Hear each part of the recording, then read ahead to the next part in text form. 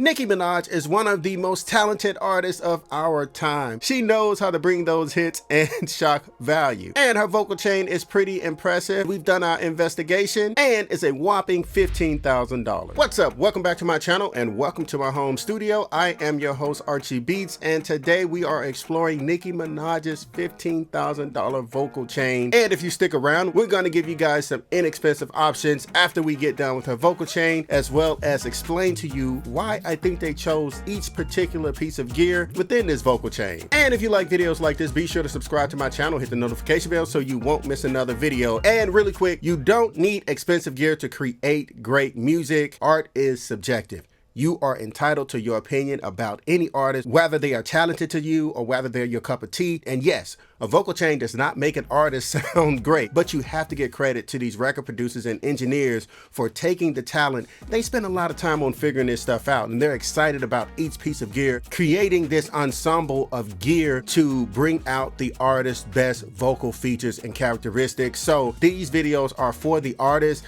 but we also have to give credit to the engineers and record producers that are behind the sound of these artists. And if you agree with that, please drop a like and a comment. Also, with Nicki Minaj, artists don't stick with the same vocal chain. They change their vocal chain over the years. This is one particular that I wanted to highlight and cover in this video. The first part of a vocal chain is the microphone, and according to Ariel Showbaz, which is Nicki Minaj's engineer at Conway Studios, they use the ELAM 251, that's the Telefunken, and the Telefunken ELAM 251 is coming in at a whopping $10,000. Very smooth, it is very detailed, it's just very calming and warm to the ears. So I do feel like that they chose this microphone because Nicki is right in your face. You want to hear everything she's saying, and I think that this microphone complements her vocals very well. But the next step is also important because it could take that signal to a different level, give the signal also a little extra characteristic, which is the preamp. And that preamp is the Chandler TG2, and the Chandler TG2 is coming in at a whopping $2,500. And also with the TG2, it complements the warmthness of the ELAM 251 because the Chandler is very warm and very punchy, so I could totally understand that. And then they had to have a compressor after that preamp, which is the 1176. They used the Yuri 1176, one of the original ones, but it's really hard to find them now. But we're okay with the 1176 LN. They are pretty great. I actually have one right here in the back with my 6176, and it sounds amazing. It's a great compressor, and that's around $2,000. The 1176 has a nice uniform glue to it, especially for vocals and drums. So this complemented the signal chain very well. But never fear, we do have some inexpensive options coming up. This microphone is definitely an option. It's not exactly the analog microphones, but it models them very well. That is the Antelope Axino.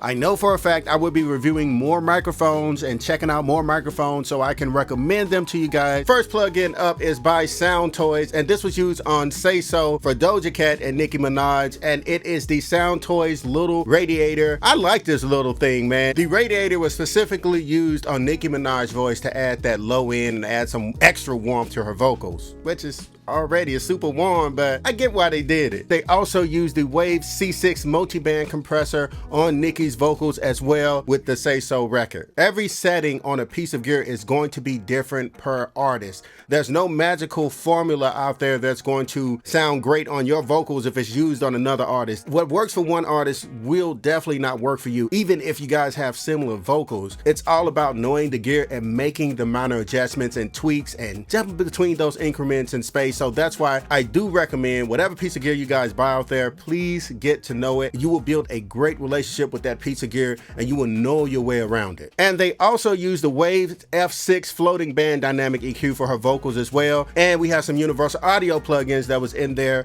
and this was on Say So as well. It was the Universal Audio 1176 Classic Limiter plugin collection, which is also a more inexpensive version of the 1176, but they actually use this within the software. We're moving a lot over to the software and the VST emulations within these DSP driven audio interfaces, which is crazy. They used the Rev E emulation specifically, and that was used without the compression for Nicki's feature on Say So. If you have any questions, please be sure to comment them below. I really appreciate you guys for supporting the channel. You guys are the best. Don't forget to subscribe and hit that notification bell so you won't miss another video. Don't forget to be great and create. Until next time, this is your boy Beats, and I'm signing off.